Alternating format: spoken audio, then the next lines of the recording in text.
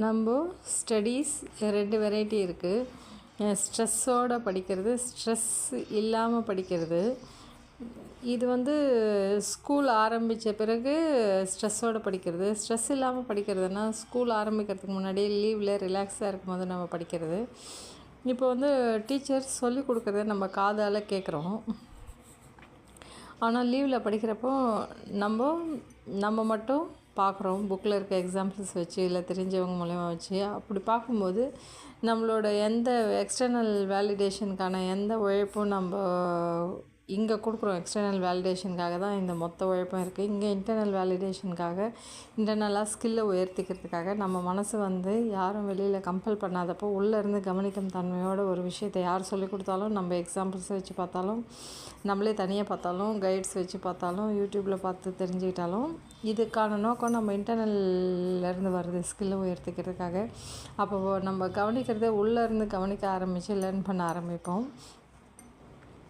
இது புலனால் கவனிக்கிறது, இது 6ஆம் அறிவினால் கவனிக்கிறது. இந்த மாதிரி கவனிக்கிறப்போ எந்த டென்ஷனும் நமக்கு இருக்கிறதில்ல.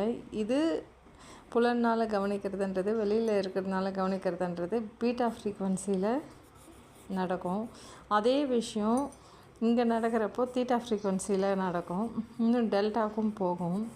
இப்படி நடக்கிறப்போ ஒரே விஷயந்தான், அது இந்த ஃப்ரீக்வன்சி வேரியேஷனில் தான் அதனோட பலன் இருக்கும்ன்றது நம்ம புரிஞ்சுக்கலாம். இது மேலோட்டமான பலனாகவும் இது ஆழமான பலனாகவும் இருக்கும். இது நம்ம மனப்பாங்கு, மனப்போக்கு நம்மளை உள்ளேருந்து மாற்றும். இந்தமான ஒரு ஸ்டடீஸ், எந்த ஸ்ட்ரெஸ்ஸும் இல்லாத ஸ்டடீஸ் இப்படி ப்ரிப்பேர் பண்ணிட்டு போயிட்ட பிறகு டீச்சர் சொல்லும் போது கவனித்தா நமக்கு அவங்க சொல்கிறது 95% சொல்லும்போதே புரிஞ்சிட்டு வரும். 5% நமக்கு ஏற்கனவே இங்கே ஏதாவது குழப்பம் இருந்ததுன்னா அந்த 5% கிட்ட இங்கே நீங்கிடும்ன்றதை நம்ம புரிஞ்சிக்கலாம். இல்லைன்னா இந்த மாதிரி பண்ணாமல் போனோன்னா டீச்சர் சொல்கிறத கவனித்து ஒரு விஷயம் புரிஞ்சுக்கணும், புதுசாக இருக்கிற விஷயத்த அந்த கூட்டத்தில் புரிஞ்சுக்கணும், காதால் கேட்டு புரிஞ்சுக்கணும். டவுட் வர்றப்போ உன்னிப்பாக கவனிக்க வேண்டிய இடத்துல கூட எது உன்னிப்பாக கவனிக்கணும்னு கூட தெரியாமல் கவனிச்சிட்டு இருக்கிறதுன்றதெல்லாம் நடக்கிறப்போ அது இந்த ஃப்ரீக்வன்சியில் கொண்டு போய் விடும். அது எப்படி இன்டர்னலைஸ் ஆகும், இது எப்படி இன்டர்னலைஸ் ஆகுன்றதை தெரிஞ்சுக்கிறப்போ இதனோட லாபத்தை புரிஞ்சிட்டு ஒரு இன்ட்ரடக்ஷனாக அதுக்கு முன்னாடி இருக்கிற விஷயங்களை நம்ம இன்ட்ரடியூஸ் பண்ணிக்கிட்டு நமக்கு அடுத்த கிளாஸுக்கு போகிறது நல்லதாக இருக்கும்னு நான் நினைக்கிறேன். நான் அதை தான் ஃபாலோ பண்ணுறேன். அது எப்படி பசங்களுக்கு வேலை செய்யுதுன்னு நான் பார்த்துருக்கேன். இது உங்களுக்கும் புரியும்னு நம்புகிறேன். நன்றி.